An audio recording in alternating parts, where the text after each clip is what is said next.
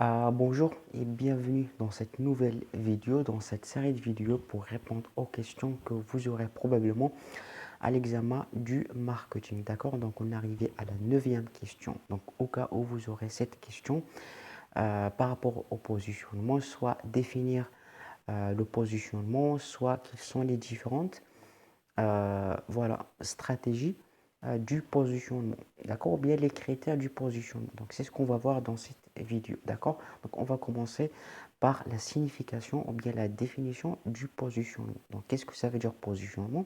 Positionnement, c'est tout simplement le positionnement permet d'identifier l'entreprise ou bien le produit dans l'esprit du consommateur. C'est tout simplement l'espace, c'est l'espace occupé euh, chez le consommateur, dans l'esprit de consommateur d'une entreprise.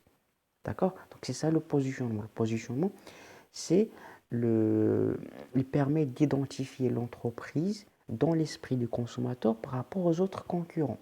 Si par exemple, si vous posez la question à un consommateur, vous lui dites que pensez-vous d'une entreprise, d'un produit, ce qu'il va dire, c'est ça le positionnement. Et l'entreprise cherche de jouer sur ça. D'accord? Donc pour le positionnement, ce qu'il faut savoir, c'est qu'il vient comme une troisième étape. Après l'entreprise a segmenté le marché, après qu'il a ciblé voilà, cette catégorie de personnes, il essaie de se positionne par rapport aux concurrents. Donc là, l'entreprise a trois stratégies pour se positionner. Soit il va faire la stratégie d'imitation. La stratégie d'imitation, c'est-à-dire que l'entreprise juste essaie d'être comme les autres concurrents. Il essaie de se positionner comme les autres concurrents. C'est l'exemple des entreprises qui produisent l'eau minérable. L'eau minérable, c'est même produit. Donc voilà, c'est le même produit. D'accord?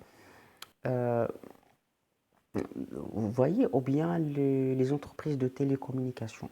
Les entreprises de télécommunications comme par exemple Inouï, Maro Télécom, bien Orange, ils ont presque le même produit. D'accord? Donc, c'est stratégie d'imitation. D'accord? La deuxième stratégie, c'est la stratégie de différenciation. Stratégie de différenciation, c'est-à-dire que l'entreprise cherche de se positionner d'une manière qui est personnalisée par rapport aux autres concurrents. C'est l'exemple des voitures. Chaque entreprise essaie de produire une voiture personnalisée par rapport aux autres concurrents. Il ajoute un élément, il ajoute un écran tactile, il ajoute quelques caractéristiques, quelques options de plus, un moteur qui est hybride, de l'électricité, etc. Donc, il essaie de personnaliser un produit par rapport aux autres concurrents. D'accord? Donc, c'est ça, stratégie de différenciation. D'accord? Et la troisième stratégie, c'est la stratégie d'innovation. Là, l'entreprise, qu'est-ce qu'il fait? Il essaie toujours d'inventer, d'apporter quelque chose qui est nouveau de nos marchés. C'est surtout le marché des téléphones portables. On voit toujours que Samsung, à chaque fois, il essaie de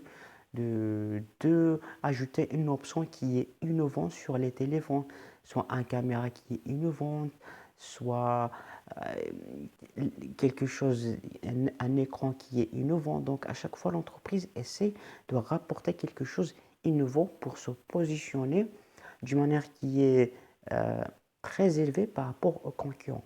D'accord? Donc c'est ça les trois stratégies du positionnement. Euh, Stratégie d'imitation, stratégie de différenciation, bien stratégie d'innovation. J'espère que vous l'avez compris. De toute façon, si vous avez d'autres questions, vous pouvez me les dire dans les commentaires. Et voilà, c'est la fin de cette vidéo. Je vous dis bon courage et à la prochaine vidéo.